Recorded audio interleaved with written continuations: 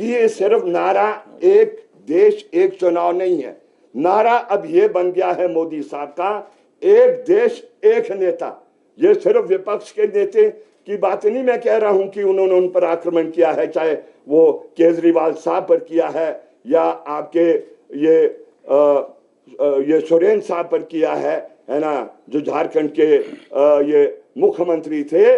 लेकिन within their own party also they have not tolerated, whether it was the former chief minister of Madhya Pradesh और ये विजय राज, ये क्या कहते हैं, वसुंधरा राज, जो ये राजस्थान की इनकी नेता रही है, उनको भी कट टू साइज किया गया है।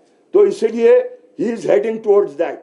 और इसलिए जब सुप्रीम कोर्ट ने कहा कि इलेक्शन कमीशन क्या होगा, वो निष्पक्ष होना चाहिए, डेमोक्रेसी तब इस देश में होगी। Most important pillar of democracy parliament है, असेंबलीज है, और उसके लिए प्लेइंग लेवल प्लेइंग ग्राउंड होना चाहिए। लेकिन जो सुप्रीम कोर्ट ने कहा इलेक्शन कमीशन कैसे गठित होगा, सुप्रीम कोर्ट के चीफ जस्टिस का एक नॉमिनी होगा, विपक्ष के नेता जो होंगे वो एक नॉमिनी देंगे और प्रधानमंत्री महोदय एक देंगे। लेकिन इसको थ्रू एन अमेंडमेंट उसको टर्न डाउन किया।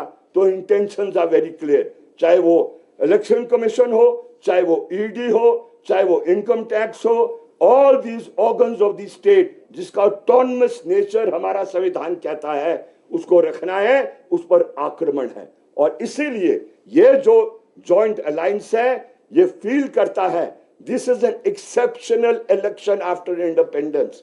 कैसा इलेक्शन है? ऐसा इलेक्शन है कि जिसमें इस संविधान को बचाना बहुत अनिवार्य हो गया है। It is not only the need of the different political parties that exist in the country, लेकिन ये नीड है पीपल ऑफ दिस कंट्री का। ये संविधान राष्ट्रीय मुक्ति आंदोलन की धार ने बनाया है, कुर्बानियों से बना है, और वो आपके अंबेडकर साहब ने उसका वो हेड कर उसको बनाया है। लेकिन आज बड़े दुख से हमें कहना पड़ रहा है सिर्फ उसको खत्म करने का कार्य नहीं कर रहे हैं, लेकिन जो हमारे देश के अंदर जो पिछड़ी हुई क्या कहते हैं जातियां हैं और आपकी ये वो है, उसको वो रिप्लेस करना चाहते हैं, उसकी जो उसको रिजर्वेशंस थी उसको खत्म करना चाहते हैं, क्योंकि उनका कोर जो वोटर है और वो कोर जो उनकी पार्टी का है वो ऊपरी जाति के लोग हैं। माफ करिए जब मैं ऐसी व्याख्या कर रहा हूं, लेकिन मुझे आप गलत नहीं समझना। और इसलिए वो इस संविधान को समाप्त करना चाहते हैं। And this alliance stands for saving this constitution, saving this country, saving the people.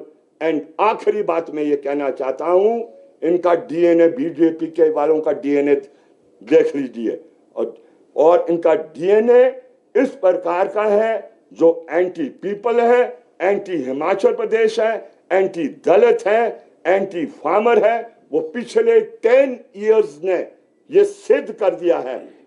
जब इनका इम्तिहान हुआ वो ये साबित हुआ है ये प्रो पीपल कहीं रहे नहीं है। और इसलिए आज अगर हिमाचल प्रदेश का अस्तित्व को बचाना है, सेब की खेती को बचाना है, तो इस इंडिया अलायंस ने वाव कर दिया है आखिरी सांस तक इस लड़ाई को, इलेक्टोरल बैटल को आगे ले जाएंगे।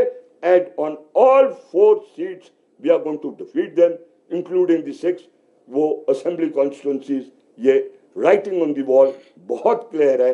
इतनी ही बात मैं आपसे शेयर करना चाह रहा था। बहुत बहुत शुक्रिया, बहुत बहुत